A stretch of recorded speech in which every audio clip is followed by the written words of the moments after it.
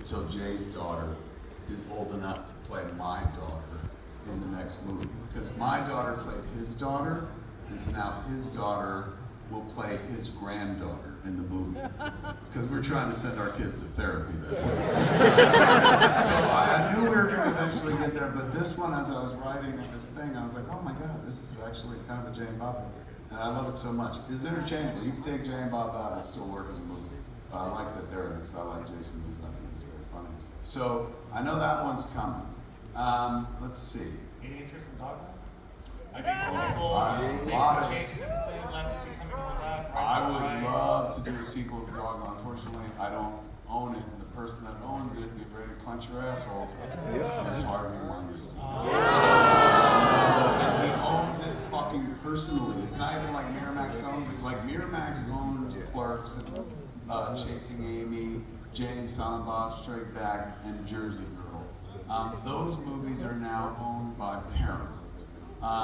Clerks 2, Zack and Miri Make a Porno, those movies are owned by Lionsgate. Universal, of course, owns fucking Mallrats. Dogma was bought personally by Harvey Weinstein when Disney was like, you have to get rid of this movie. Miramax made the movie, Disney owned Miramax at the time, and Disney was just like, we're getting death threats over this movie. You gotta get rid of it. And so Harvey bought it personally and then sold the rights off for cinematic distribution to young Lionsgate at that point. We were their first $30 million grossing movie before those fucking sparkly vampires. And so, the home video was Sony, Columbia TriStar. And he still personally owns the flick now, and we know he's gone through a few things. So, a couple years ago, I was like, maybe we can get the movie back. Right? Yeah. It's fucking been years. He's not doing anything with it. After its initial run, he never fucking used it for anything else or forgot about it, lapsed in terms of its licensing. That's why I can't find it on video or anything like that. So I was like, let's make an offer, man. And so we made a $250,000 offer to his lawyer. His lawyer said no. And so we figured, all right, well, that's not his lawyer. His lawyer's taking his cues from Harvey. So Harvey said, no, let's double the offer. We'll make it $500,000 to buy the movie back, even though it costs us like $10 million to make. But you figure its life is now fucking been run, right? There's some life left in it, but most of the big money you're going to make from that movie is done. So $500,000 for a movie that hasn't been in distribution for quite some time felt like a decent offer, particularly because I wrote a personal letter to go along with it. I wrote a very heartfelt letter to a convicted rapist. I said, hey man, this movie is tied in with my family. There's a lot of my father in this movie. My father's gone and stuff like that. I was a lifelong Catholic. This movie's tied into my faith. Please sell it back to me. And we got the answer back from the lawyer. The lawyer said no. So I'm not a very rich person. That's why I do a lot of things, because fucking I got a lot of bills to pay.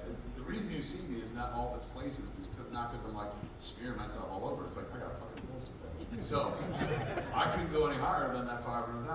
But I know people with money, particularly people who would be happy to see good things happen to dog mentions. So I reached out to those cats and showed them nameless, Ben and Matt. I said, hey man, can we put some money together? And so we went back with $1 million offer. And we figured that would move the needle. Nope. Won't let it go. I think he's waiting for $5 million. I don't have that, and none of my friends want to give that too, because you won't probably make $5 million back off that movie over the course of 20 years. It'll take a while to make that money. So right now it's sitting in his ownership. And periodically we hear from people who are like, hey, I might buy Dogma. And I was like, oh great, fucking what's the deal, man? You're just buying it outright? And like, no, I'm gonna do a deal with Harvey. I was like, no, I'm not involved with it.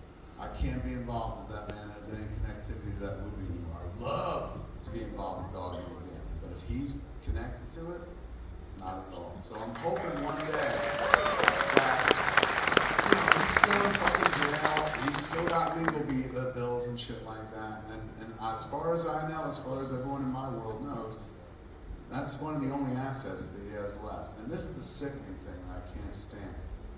He's in jail, far from all the things that he used to do for a living that made him fucking happy and powerful and shit like that. Nobody deals with him anymore, he's forgotten. Because I fucking come looking for Dogma, gives him some sense of satisfaction because it brings him back to a world from before. Where it's like, I could stop somebody from being happy. I could hold this fucking back. I could stop a deal from happening, or I could make a deal, or I could try to get the most money for it. It sickens me that even for a second behind bars, that motherfucker forgot his current situation because he was thinking about he was still in the fucking movie business and shit.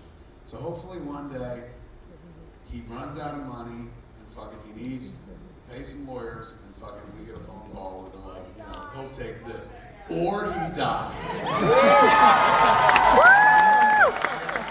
Maybe, shit goes to his family, maybe we could fucking deal with the family or whatever.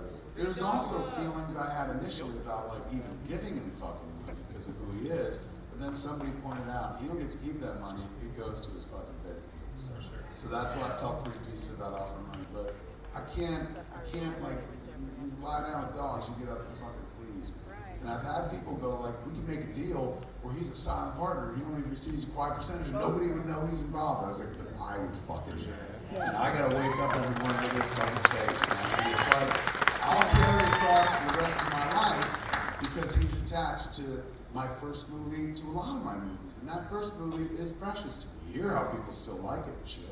Knowing his name's on it, it's fucking something I'm gonna have to carry for the rest of my fucking life. And knowing that fucking, if he hadn't picked it up, I don't know that you ever would have saw that. That's a weird feeling too, man. Like he made my dreams come true. He made everyone else's lives fucking nightmares. So, it's just not worth it, man. Like, I love Dogma, like one of my fucking children. And it hurts me that I can't access it, that I can't tell more stories with it. But at the end of the day, you could watch it on YouTube. That's where I watch it. Usually once a month, I pop it on YouTube. It's a pristine 4K copy, looks fantastic. And you don't get a fucking penny from it. And so we got this movie theater I was telling you, like back east and shit, Small Castle Cinemas. So like, what was it, 6 months ago, we had a screening of fucking Dogma. And I was just like, let him write a letter. You know what I'm saying? Like, hey, you can't do that. I was like, oh, are you saying I broke the law? Go fuck yourself. Ladies and gentlemen, did you have a good time?